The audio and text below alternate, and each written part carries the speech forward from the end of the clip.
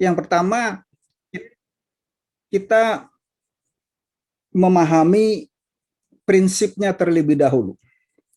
Kemudian kita meneliti detail ataupun rinciannya, lalu kita mencari tahu apa sih hal-hal yang terkait kepada sesuatu yang sedang kita pelajari. Kemudian kita memaknai manfaatnya. Apa sih advantage-nya, apa disadvantage-nya, apa pro and cons-nya, ya. Lalu yang ketiga, ya, kita mampu memilah, ya, apakah ini you really need, ya, atau sekedar nice to have, betul-betul perlu apa, atau ya ini ya cuman buat bagus-bagusan aja lah begitu. Nah, dari apa yang saya gambarkan, misalnya Anda sedang mau beli handphone, tentunya zaman sekarang orang selalu membandingkan feature dan segala macam, ya, dan mulai mempelajari segala sesuatu hal-hal mengenai handphone. Kalau Anda beli handphone dengan apa sih yang Anda perlu? Selfie, ya, artinya cari yang kameranya bagus. Tetapi kalau Anda perlu menyimpan data di dalamnya, Anda harus punya memori yang besar di handphone itu, ya. Kemudian mempunyai RAM juga yang besar supaya kinerjanya cepat. Jadi tergantung dari kebutuhan kita pada saat kita belajar. Nah, waktu saya mulai sekolah teologi, ya, ternyata ada banyak hal yang lain yang memang harus kita pelajari. Jadi untuk mempelajari Alkitab, kita harus pelajari konteks daripada ayat yang sedang kita baca. Tentang siapa, tentang apa, tentang mengapa, tentang di mana, dan tentang kapan.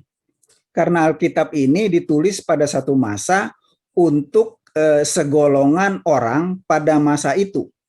Ditulis dengan gaya bahasa yang berlaku pada saat itu. Jadi itulah uniknya Alkitab. Tetapi dari situ pun ada rema, ada implikasi, ada tafsir yang kita bisa tarik dari situ, kita terapkan kepada kehidupan yang sekarang ini, yang masih relevan. Jadi kalau kita belajar, ya, mari kita belajar apa yang memberi faedah. Kita masing-masing punya filter, kita masing-masing punya nalar, ya. Yang saya harap nalar ini terus dipelihara dengan hubungan kita yang intens dengan Roh Kudus, sehingga Roh Kudus kemudian yang memimpin kita untuk kita bisa mengambil keputusan yang tepat dan benar. Bukan semata-mata mengandalkan roh, tetapi nalar pengetahuan kita pun kita gunakan, karena Tuhan juga memberikan pengetahuan. Amsal berkata, kejarlah hikmat dan kejarlah kepandaian. Nah, dengan itu yang dimaksud menuntun engkau di jalan yang harus ketempuh, ada jalan kita masing-masing, ya. Ada rencana kita, ada plan kita, ada harapan kita untuk menjadi apa. Nah, di situ kita kemudian mulai bergerak dan mohon tuntunan Tuhan, terutama mohon tuntunan Roh Kudus dalam setiap apapun yang sedang kita lakukan. Jadi kita juga harus mampu memilah, ya, mana yang selaras dengan kebenaran firman Tuhan, mana yang memang betul-betul berguna bagi kehidupan kita dan berfungsi, ya, supaya kita tidak terprovokasi, ya, oleh iming-iming ataupun karena promosi lalu kita mulai ikut-ikutan. Ibrani berkata seperti ini, karena itu karena itu harus lebih teliti kita memperhatikan apa yang telah kita dengar, supaya kita jangan hanyut di bawah arus. Nah, kembali lagi, setiap kali kita membaca Alkitab, membaca kebenaran firman Tuhan, sebenarnya setiap pertanyaan yang ingin kita gali dari teks yang sedang kita teliti, jawabannya sebenarnya ada di situ. Ada di ayat-ayat sebelumnya ataupun ayat-ayat yang sesudahnya. Implikasinya di dalam kehidupan kita adalah seperti yang saya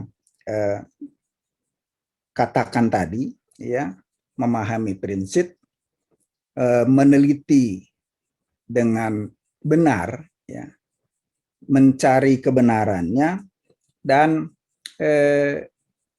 mengintisarikan apa sih manfaatnya untuk diriku, untuk orang lain, untuk kepentingan bersama, agar apa yang kita lakukan, apa yang kita kerjakan itu menjadi berkat bagi orang lain. Karena Tuhan berkata, jadilah garam dan terang. Amin. Tuhan Yesus memberkati.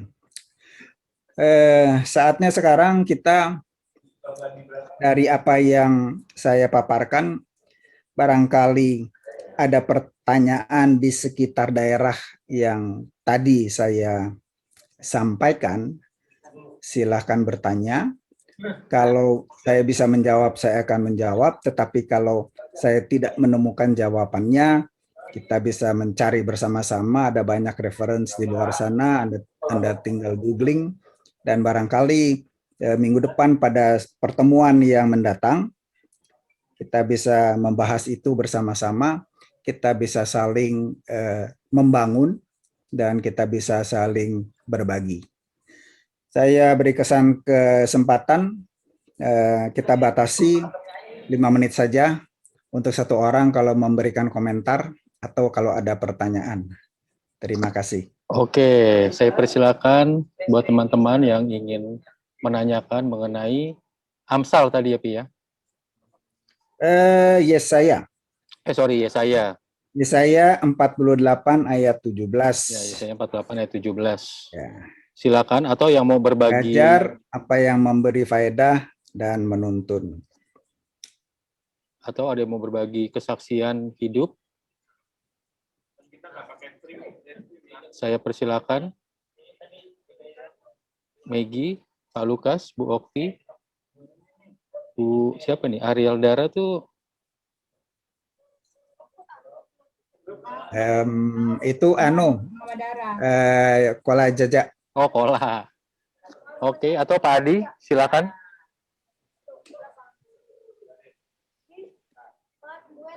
Kita sih mau di sini di Hop Pamulong Permai yang Zoom ini kita mau saling berbagi. Di mana saya belum bisa komentar. Oke. Saya sih pengen kita saling berbagi dua arah ya. Di mana kan kadang-kadang kurang jelas tuh. Ini maksudnya apa ya gitu, supaya kita di sini sama-sama belajar akan kebenaran firman Tuhan. Karena terus terang saya sama Papi Joni waktu sekolah pun akhirnya, ya tadi Papi Joni sudah sampaikan, kaget juga, oh ternyata semua itu ada konteks, ada teks, dan terpaku banyak hal. Budaya, waktu, dan sebagainya.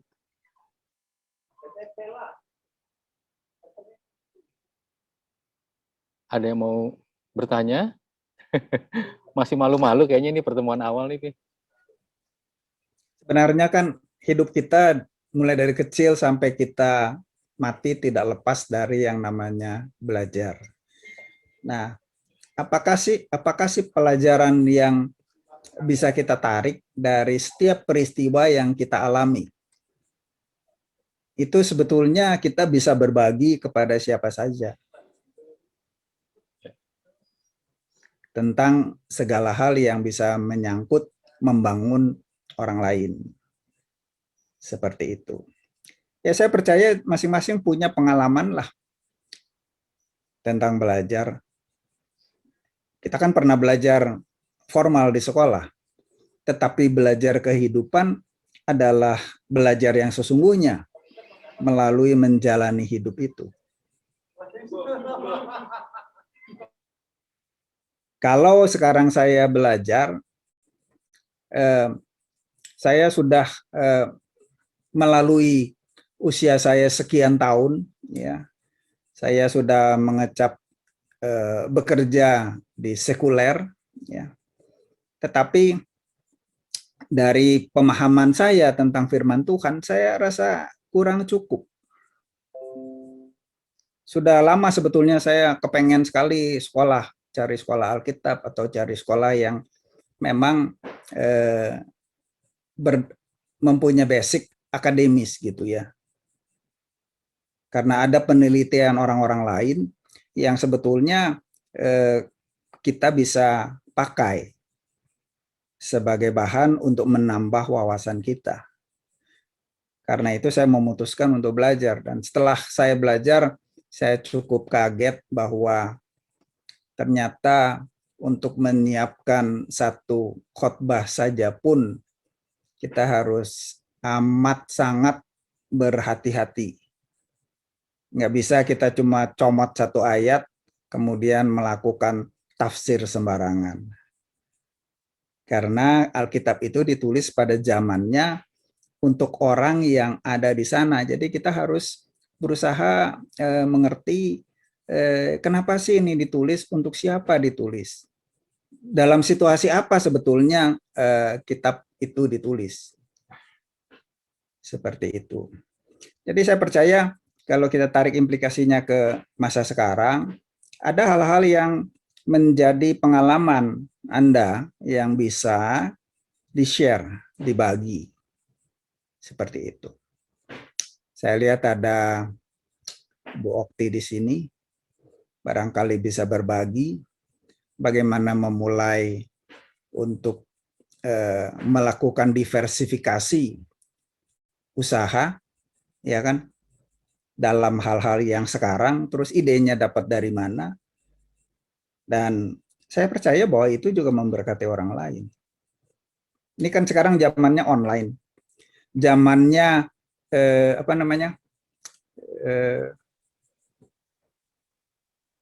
PO. Bagaimana, Bu Okti? Ya, Pi. Main tembak aja nih, Papi. Ayo Bu Okti, silakan. Apa sih Dibagikan. Aduh, apa yang mau dibagiin ya? Ya, sebenarnya ide jualan itu terlintas begitu aja sih. Awalnya dari anak Kutufa main ke rumah kan, terus aku tanya mau dimasakin apa gitu. Kayaknya udah lama nih aku nggak makan bebek goreng masakan ibu gitu. Nah, sampai sini dia foto lah, dia share ke Instagramnya dia. Banyak yang pesan, awalnya cuman dari situ aja. Banyak yang pesan, terus Jeffrey bikin logo, jadilah kita jualan online. Dan anak-anak di sini Fania sama Ale langsung daftar GoFood gitu. Terus langsung bikin Instagram nama jualannya kita gitu. Hanya itu aja sih. Ya sekarang juga masih online, cuman GoFood-nya mungkin udah nggak ada pembelinya sih sebenarnya, sekarang udah sepi banget. Jadi ya cuman teman-teman aja sih yang pesan, yang order. Cuman kalau bebek sekarang emang lagi kosong di mana-mana, jadinya paling ayam aja gitu, ayam goreng ungkep kayak gitu-gitu. Nah, kalau bikin ya pas lagi ada pesanan aja baru dibikinin. Kalau kemarin-kemarin sempat stok karena banyak orderan, jadi sekarang karena sepi, jadi tergantung siapa yang mau pesan, ya udah buka PO aja gitu kalau sekarang. Jadi jualannya bebek dan ayam ya? Iya. Bakar sama atau puyuh sih. Digoreng aja sih kalau ada, soalnya bikin frozen kan. gitu. Dibikin frozen, jadi biar nyampe tempat masih fresh lah, mereka bisa goreng sesuka hati kan, nggak harus semuanya dimakan gitu. Oh, jadi jualannya dalam bentuk frozen ya, frozen food. Iya, dalam bentuk frozen. Gitu. Wow. Sekarang yang Ya, jalan itu tetap aja. di Instagram masih. Masih sih di Instagram. Sekarang udah ya maksudnya ya karena udah pada tahu teman-teman, jadi paling mereka WA, mau pesan dong ini gitu. Bebek atau ayam. Kadang sih kalau dari gereja Every Nation suka pesen nasi ayam bakar, nasi bebek goreng, nasi ayam goreng, kayak gitu-gitu. Kadang nasi ayam Richard, terserah mereka sih gitu. Bikinin juga seperti itu gitu. Paket nasi gitu. Oh, luar biasa. Terima kasih Bu Okti Ya, atas sharingnya. sama-sama. Semakin diberkati Amin, usahanya amin, dan menjadi amin, berkat. Halo, Mas amin. Lukas atau Miss Maggie atau Miss Kola,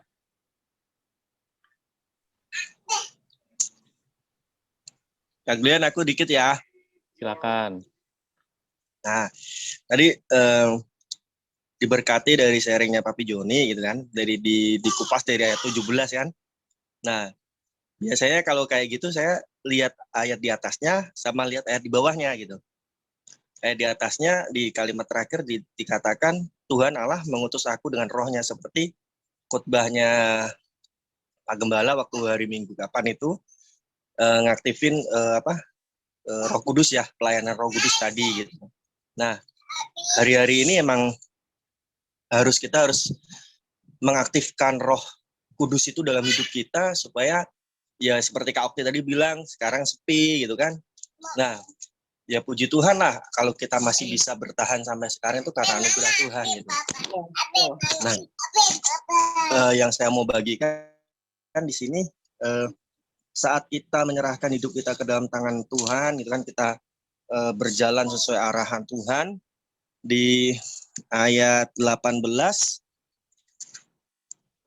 di bagian ini dikatakan, sekiranya engkau memperhatikan perintah-perintahku, maka damai sejahteramu akan seperti sungai yang tidak pernah kering. Artinya kita dipelihara Tuhan gitu, kalau saya tangkap ya gitu. Dan kebahagiaanmu akan terus berlimpah seperti gelombang-gelombang laut yang tidak pernah berhenti. Maka keturunanmu akan seperti pasir dan anak cucumu seperti kersik banyaknya. Nama mereka tidak akan dilenyapkan atau ditiadakan dari hadapanku. Ini janji Tuhan gitu. Ya emang hari-hari ini kalau dibilang berat, ya berat gitu. Tapi saat kita bisa mengandalkan Tuhan dalam setiap pekerjaan kita gitu, kita yakin percaya kok Tuhan memelihara kita gitu. Tuhan nggak pernah meninggalkan kita gitu. Banyak proses yang warga kami alami gitu hari-hari ini, tapi puji Tuhan kami masih bisa sampai sekarang tuh karena anugerah Tuhan. Nah, kalau dibilang usaha yang GGS Pamulang tutup, yang sekarang cuma GGS Ciputat, ya ini proses gitu. Proses untuk memperbaiki apa sih? Ternyata dari tutupnya GGS yang di Pamulang bisa mengembangkan ke yang lain gitu. Bisa ternyata mungkin keran ini ketutup, ternyata Tuhan buka keran yang satunya lagi gitu. Justru kita tetap berespon positif. Saat respon kita positif pasti menghasilkan hasil yang positif gitu. Itu aja sih. Terima kasih buat semuanya. Tuhan berkati. Terima kasih Mas Lukas atas sharingnya. Memang selain kita mentaati atau tetap menerima janji Tuhan, di situ Tuhan tetap memproses di mana kita itu dicoba untuk tekun atau untuk bersabar ya dalam segala proses yang Tuhan berikan kepada kita. Karena rancangan kita belum tentu rancangan Tuhan. Seperti di firman-Nya juga berkata. Silakan Ibu Maggie. Miss Maggie ada mau sharing? Masih punya waktu 4 menit. Ya, seperti yang Ko Adam bilang tadi, menurut saya kan jadi mau kita kan belajar. Jadi apa yang kita dapat itu menjadi suatu pelajaran. Mau itu yang senang ataupun yang sedih, yang mau bagaimana atau kita yang dalam kesusahan, dalam proses itu semua adalah satu pelajaran buat kita. Nah, saya punya kesaksian. Kesaksian saya sih yang dari waktu saya sakit, ini aku belajar bagaimana saya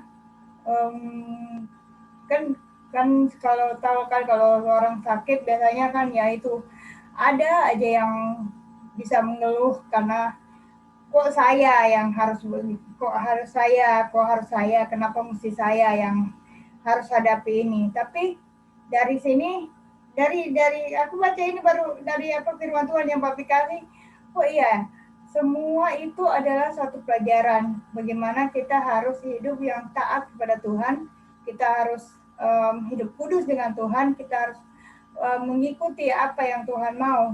Dan aku mulai, ya, dulu pernah berkata seperti Tuhan, kenapa aku mesti sampai gini, kenapa aku mesti sakit, kenapa aku mesti begini gitu. Tapi dari kejadian yang dari hari-hari yang aku sudah dapati yang sejak aku sakit, yang terakhir itu membuktikan Tuhan memang benar-benar sayang banget sama orang, sayang sama Megi. Bagaimana Tuhan menunjukkan yang benar-benar, wah, waktu pun juga operasi, sebetulnya waktu mau dioperasi pun juga sudah tahu ya, makanya aku yakin bahwa Tuhan itu sangat sayang sama Megi, tapi sampai begitu banyaknya orang yang doakan Megi, sampai orang yang begitu mendukung, mensupport. Dan waktu yang terakhir, waktu Megi ada di rumah sakit, itu lagi kita proses untuk bikin masuk surat-surat untuk mau di kemo, kan mesti banyak yang harus diurusin. Nah, itu yang Megi pergi sendiri. Waktu Megi pergi sendiri ke rumah sakit, Megi ngurus sendiri, itu dalam proses Megi masih lemah, badannya lemah. Waktu itu waktu lagi urus-urus, yang paling lama itu adalah obat. Yang paling terakhir itu yang paling lama obat dengan cari kamar, karena Megi waktu itu harus ditambah darah. Waktu Megi mau pulang, Megi mau ambil uang tapi nggak ada uang di tangan. Mau ambil uang di ATM tapi nggak bisa. Tiba-tiba ada orang yang tidak dikenal, yang aku nggak tahu siapa. Tiba-tiba dia datang, dia bilang begini. Dia lihat aku dalam proses, dia lihat aku yang sedang mungkin kebingungan. Terus dia bilang, ya udah ini Mbak, dia kasih uang 50.000. Yang mana aku takut, emangnya bukan takut, gak enak sama orang. Dan di situ aku supaya kita tetap satu sama lain punya kontak, satu sama lain bisa saling share, satu sama lain bisa membangun. Paling tidak kita bisa berbagi pengalaman-pengalaman kita, berjalan bersama-sama dengan Tuhan. Terima kasih, mari kita berdoa. Kami mengucap syukur Tuhan untuk malam hari ini kami sudah berbagi satu dengan yang lainnya. Biarlah apa yang kami dengar itu boleh memberi kekuatan bagi roh kami, mengubah pola pikir kami, perkataan kami, keputusan kami, dan tindakan yang kami lakukan. Engkau memberkati pertemuan ini. Kami mau berdoa juga untuk Megi yang dalam masa pemulihan. Engkau yang memberi kekuatan, Engkau memberikan damai sejahtera. Sekiranya Engkau memperhatikan perintah-perintahku, maka damai sejahtera-Mu akan seperti sungai yang tidak pernah kering, dan kebahagiaan-Mu akan terus berlimpah seperti gelombang laut yang tidak pernah berhenti. Kami juga berdoa untuk Ebi yang dalam pemulihan dari COVID-19 walaupun tidak ada gejala apapun. Kami berdoa Engkau Tuhan yang memelihara. Kami melihat mujizat yang terjadi bahwa seorang yang menderita COVID tetapi tidak ada gejala apapun yang menyertainya. Terima kasih Tuhan atas penyertaan-Mu. Kami berdoa juga untuk Ibu Yeyen yang sedang ada dalam konsultasi dokter. Apapun hasilnya kami mau bawa ke hadapan Tuhan. Engkau Tuhan yang menyembuhkan, Engkau Tuhan yang berperkara di dalam hidupnya. Kami berdoa, Roh Kudus, Engkau jamah agar kesembuhan juga boleh diterima oleh Ibu Yeyen saat ini. Damai sejahtera Tuhan kiranya boleh masuk ke dalam hatinya untuk menangani setiap masalah apapun yang sedang ia hadapi pada saat ini. Kami berdoa untuk teman-teman kami yang tidak sempat hadir pada malam hari ini, Tuhan. Dalam aktivitas apapun, Engkau Tuhan yang memberkati, Engkau Tuhan yang menyertai mereka.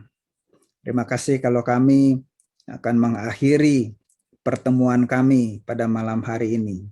Biarlah damai sejahtera Tuhan yang melampaui segala akal menyertai hati dan pikiran kami di dalam Kristus. Amin. Amin. Terima kasih Papi Joni. Terima kasih Mas Lukas. Terima kasih semuanya. Rocky, Terima kasih Maggie. Terima kasih Lukas. Sandi, terima kasih. Bu Oki, salam untuk Pak Jeff. Ya, Pi. Salam Pi semua. Ya, Bye. bye-bye. Bless you. Bye. Bless God you. bless you. Dadah. Dadah Ibu.